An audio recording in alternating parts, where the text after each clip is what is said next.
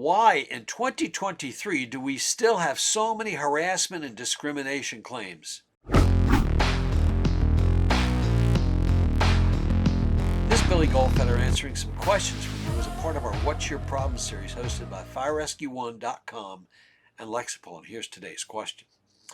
How are we still facing so many harassment and discrimination claims? I read about them all the time online. I'm stunned that people still think that they can get away with this stuff. What will it take for what will it take for this to be a real brotherhood and sisterhood? I will tell you my answer is most of the problems we have in this business is training and holding our company officers accountable.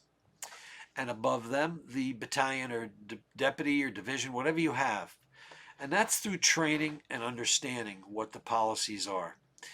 See, the first thing we have to do is educate people on the various cultures, the women issues, the minority, whatever the issues are, whatever the discrimination issues are. We need to educate people as far as what is acceptable behavior and what is not. Okay, big deal. The next step is we have to then pay close attention. Officers, we've talked about it here before. You got to size up the building when you pull up. You got to size up your people every day. And you got to move quickly. If you see smoke out of that window and that's where your fire is, let's go take care of that. We are, as humans, as very caring and giving humans, which is what we are as firefighters, and ones that usually want to just have a good time. When you promote to officer, it's no longer that, okay? That's the issue, is you're no longer part of that gang. You're sort of the head coach, where there's certain times you're going to participate in social and related activities, but other times you have to be the boss. That's why you took the collar brass and accepted the promotion. So we have to hold our company officers accountable, but by making it clear to them what the policy is, what is acceptable behavior, and what is not acceptable. And again, I want to reiterate, it's so much easier. You walk in a fire, somebody's watching porn. It's easier to go, oh, geez, I don't want to deal with them today. But you can't do that. You've got to stop it. You've got to shut the TV off. You got to ask where this came from. I'm not saying it has to go up the ladder. I'm saying you follow your policy. And in most organizations, if the company officer can fix a problem right away, then you fix it, okay? If it continues ongoing, then you take other steps. Now, that's not to say that may not be in your department.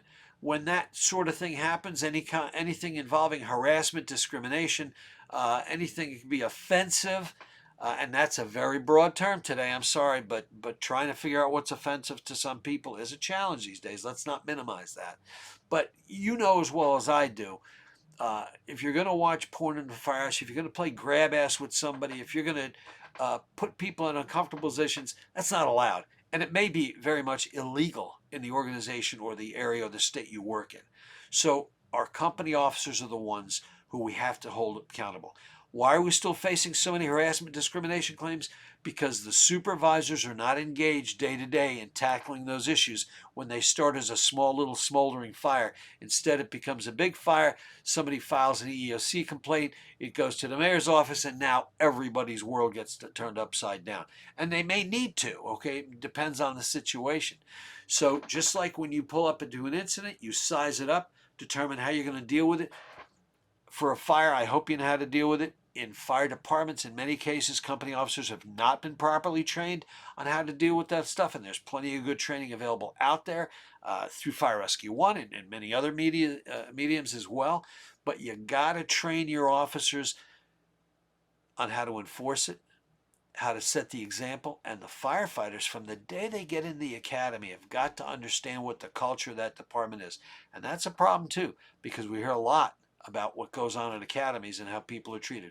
Is it getting better? I think so. I absolutely think so. Some of it's getting better organically by people retiring, older attitudes, people not being able to accept certain types of people in the fire department that they didn't grow up with it. They don't like it. Great, you retired. Fantastic. We'll miss you, sorta. Okay, but in 2023, when whoever gets on your fire department and whoever gets through your process is brought in and say, hey, here's your new probie, that's the day you start on what your expected behaviors are. By that person, as well as those who are around them. And again, if we're going to preach this brotherhood and sisterhood, we need to start acting it.